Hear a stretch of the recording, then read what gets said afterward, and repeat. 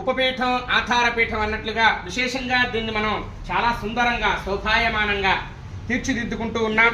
దీనికి ఇంకా మన శివాలయ నిర్మాణానికి దాతల యొక్క సహకారం ఎంతో అవశ్యం.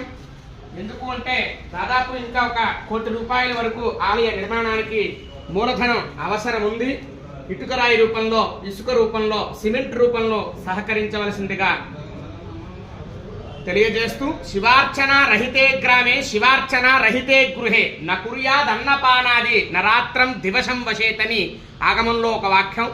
అంటే శివుడు యొక్క ఆలయం లేనటువంటి యొక్క గ్రామంలో ఒక రాత్రి నిద్ర చేయటం కానీ, శివార్చన జరగనటువంటి ఒక ఇంట్లో అన్నపానీయాది నకుర్యాదన్నపానాది భోజనం కాదు కదా, మంచినీరుతో సైతంగా కూడా స్వీకరించటం శివుని యొక్క ద్రోహమే అవుతుంది అని చెప్పి శివాగమంలో చెప్పబడినటువంటి ఒక శ్లోకాన్ని వాక్యంగా మనం అర్థంగా తీసుకుంటూ ఉన్నాం.